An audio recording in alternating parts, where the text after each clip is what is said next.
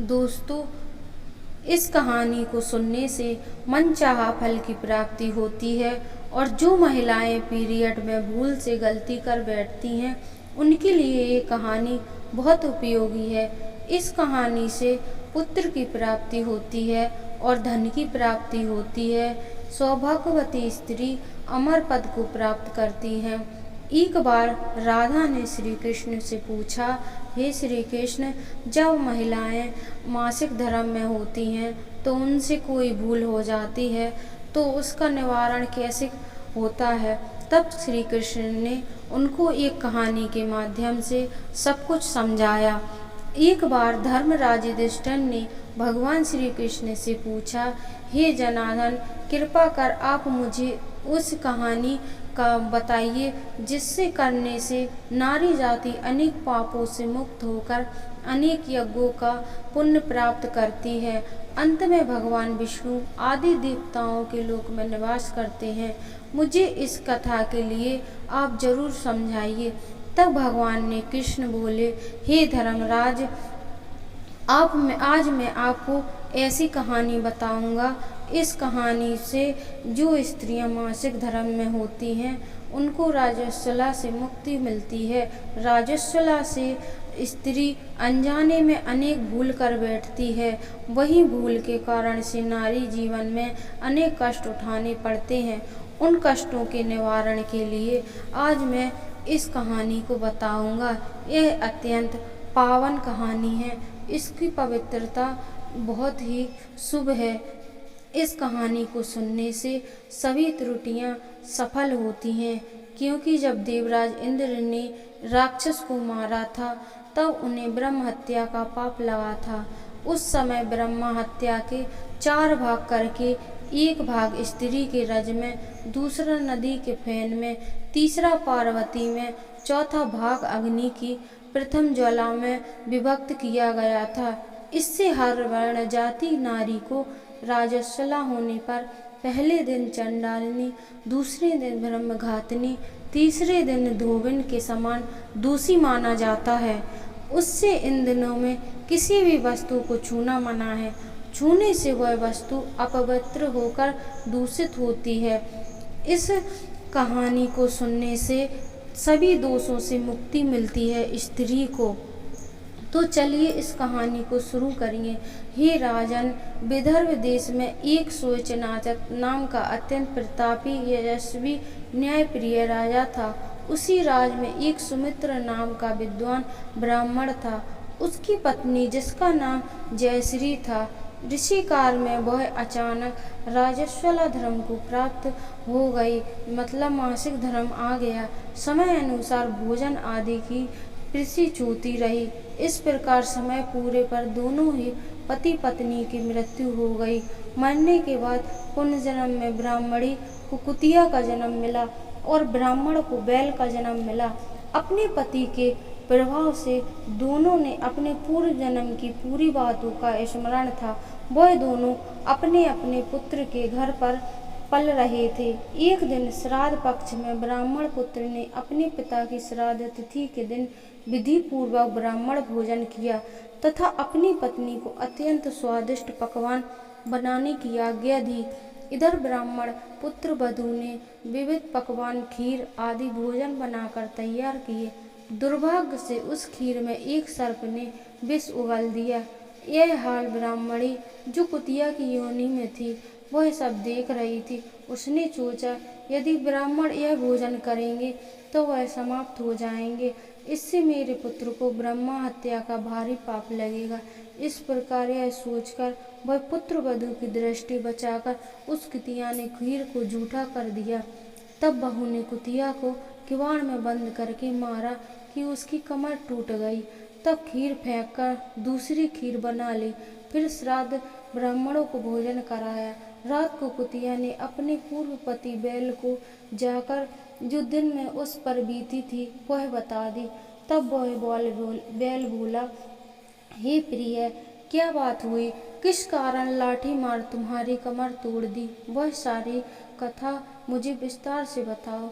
तब उस कुतिया ने बैल को वह सब कुछ बातें बताई। किस कारण उसकी पुत्रवधू ने लाठी मारकर उसकी कमर तोड़ दी। वह अपना संपूर्ण समाचार सुनाकर कहने लगा, स्वामी, हमारा इस हानि में कैसे छुटकारा होगा? हमको किस अकर्म के कारण सभी दुख भोगने पड़ रहे हैं। ब्राह्मण पुत्र वहीं पर छुपा सुन रहा था। उन दोनों के वहां होने से कुछ भी भान नहीं था। तब वह बैल बोला, हे प्रिय, तुम्हारे ही दूषित कर्म एवं पापों को भोगने हेतु आज मुझे बैल होना पड़ा। यह सुनकर वह अपने पूर्व जन्म की संपूर्ण बातें बताने लगा।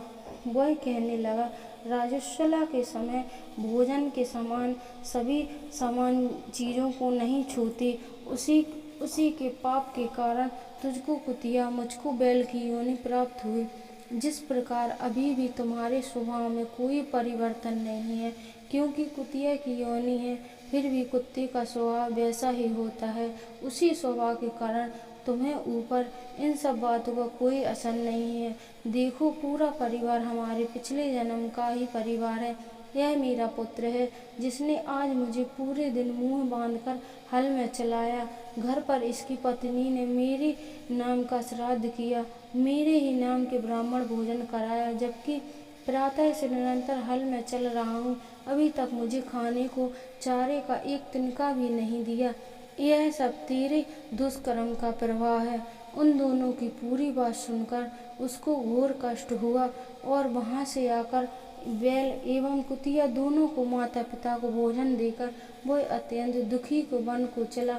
वह तलाश करते हुए वहां एक ऋषि के आश्रम में पहुंचा। वहां उसने कुछ समय बिताया। एक दिन सुअवसर पर जान ऋषियों से पूछा, हे दयालु, मेरे माता पिता कुतिया और बैल की योनि को प्राप्त कर चुके हैं, वह योनि से किस प्रकार मुक्त हो सकेंगे? कृपा मुझे कोई उपाय बताएं, जिससे कि मेरे माता पिता को इस पाप से मोक्ष मिले। तब ऋषि बोला, पुत्र, तुमको यह कैसे ज्ञात हुआ? कि उस ब्राह्मण पुत्र ने ऋषि को सारी बात बताई कि बैल के रूप में मेरे पिता सुनी थी बात। यही बताया, इस योनि के भोगने से मेरी माताजी अधिक दोषी हैं। उनके पिछले अपराधियों के दुष्कर्म के कारण पिताजी भी बैल की योनि भोगनी पड़ रही है। अब वह दोनों मेरे घर पर रिसीवर हैं। कृपा कर कोई ऐसा उपाय बताइए जिससे उनको राजस्वला दोष से मुक्ति मिले, माता पिता की योनि छूट जाए और संपूर्ण दोष नष्ट हो जाए। ऋषि बोले, पुत्र, तुम धन्य हो। इस संसार में ऐसे पुत्र कम ही पाए जाते हैं जो अपने माता पिता से सुख चैन के विषय में सोचे।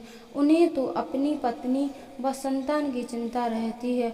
तुमने अपने माता पिता की मुक्ति के लिए हमको बुलाया है। हे पुत्र, सुनो, जब पूर्व जन्म में तुम्हारी माता ऋषि मुनियों की निरंतर सेवा में रहा करती थी, तब तुम्हारी माता जब रजोसला धर्म से थी, मतलब मासिक धर्म से थी, उस समय उनके द्वारा छुआ गया भोजन, दूषित खाना ऋषियों ने खा लिया था, जो उन पर प्रभाव पड़ा था।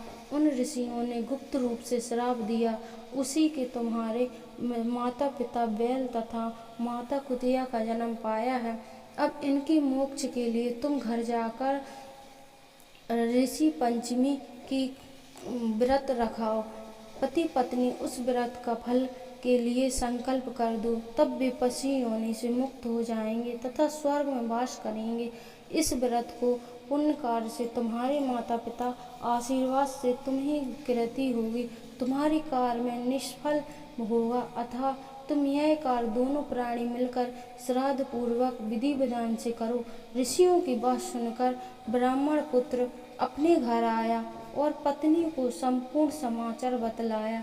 पत्नी की सहमति से दोनों ने व्रत को बहुत अच्छे तरीके से किया और पूरा पंडित जी को बुलाकर उस व्रत के फल स्वरूप माता पिता के लिए हर कुछ पूछा, जिससे प्रभाव से वह दोनों ही अपनी पशु योनि से मुक्त हुई तथा विमान द्वारा देवलोक को प्रस्थान कर गए।